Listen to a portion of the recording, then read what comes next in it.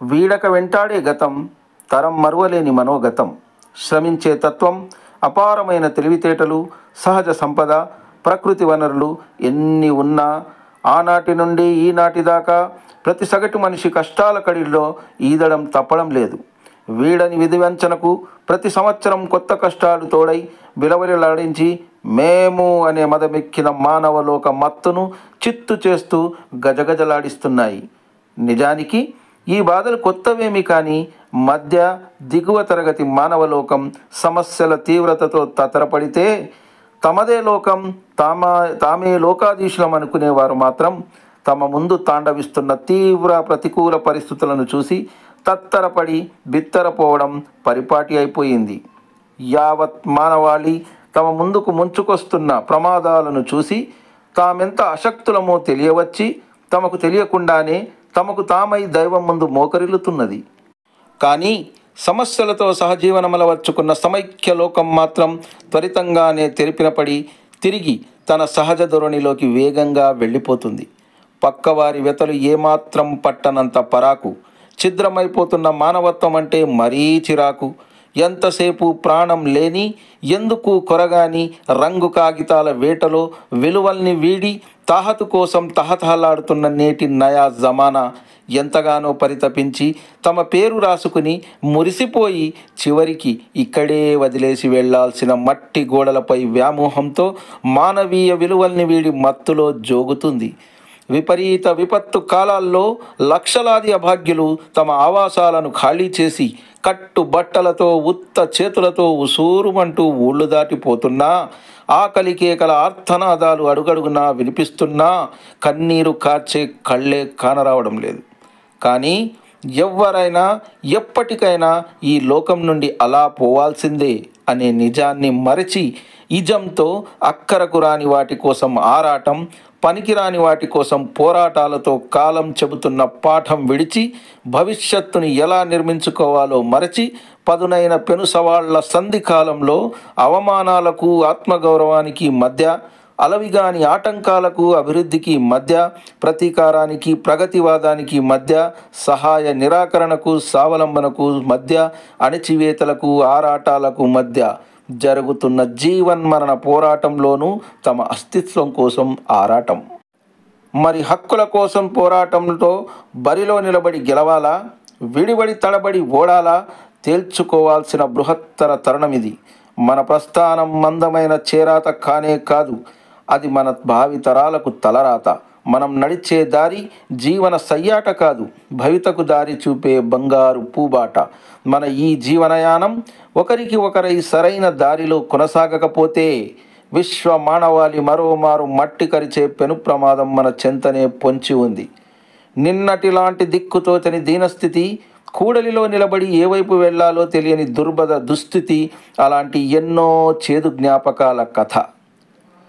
కాలం సైతం మాన్పలేని తీవ్ర గాయాలు వ్యధనేర్పిన పాఠంతో అయినా విశ్వ మానవ సౌభాతృత్వంతో నేనే అనే అహాన్ని వీడి మనం అనే విశాల దృక్పథంతో ముందుకు సాగిపోతూ ప్రతి మనిషి మనీషిగా తన జీవిత పరమార్థం తెలుసుకునే ఆలోచన ధోరణిని, అనంత విశ్వంలో అణువంతైనా కానీ తన నిజదర్శనం కావించుకునే యోగ్యతను, అందుకు కావలసిన మనో భౌతిక ఆరోగ్యాలను, జ్ఞాన జ్యోతులను విశ్వ మానవాళికి ప్రసాదించాలని ఆ సర్వేశ్వరుని మనస్ఫూర్తిగా కోరుకుంటూ మిత్రులందరికీ నూతన ఆంగ్ల సంవత్సరాది శుభాకాంక్షలతో మీ Roshan.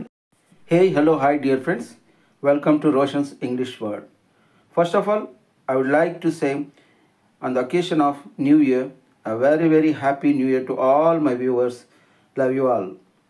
So today's video we are going to know about how to give a speech which attracts a huge amount of viewers in our voice, in our words.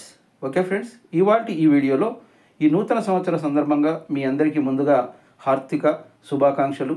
ఈ నూతన సంవత్సరం మీ యొక్క ఆలోచనల్ని, మీ కలల్ని, మీ ఆశల్ని సంపూర్తి చేయాలని, మీ ఆనందాలకు కావాల్సిన సప్త వర్ణాలను మీ జీవితంలోకి తీసుకురావాలని రోషన్స్ ఇంగ్లీష్ వరల్డ్ తరపున కోరుకుంటున్నాను.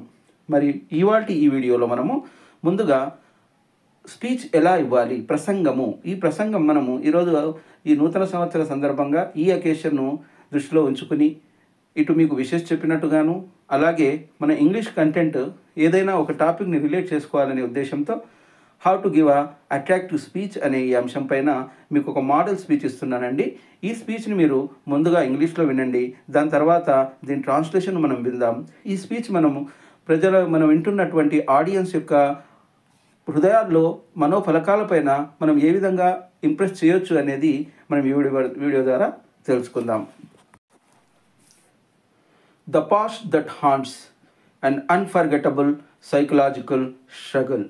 Despite hard work, immense intelligence, abundant natural wealth and resources, the middle class people has been swimming in the ocean of struggles from time immemorial today.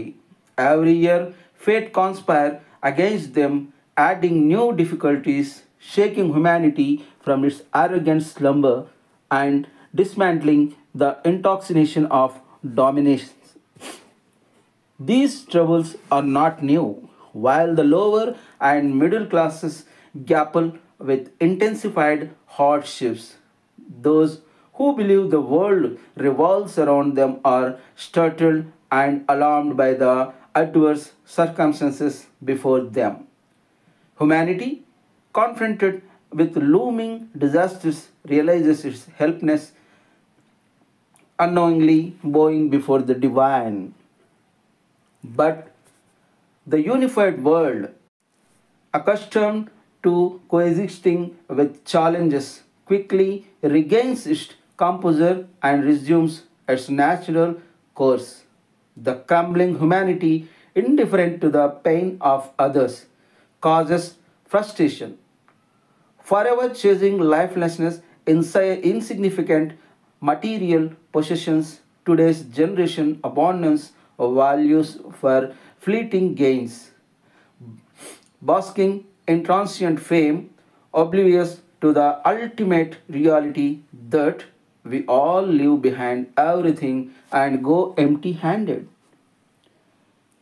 In times of catastrophic disasters, when millions of unfortunate people evacuate their homes, carrying nothing but their lives, the cries of hunger and suffering echo everywhere. Tears of compensation are nowhere to be seen. Despite knowing that everyone eventually departs this world, people obsess over material desires and unnecessary battles, ignoring the lessons of time and the necessity of shaping the future.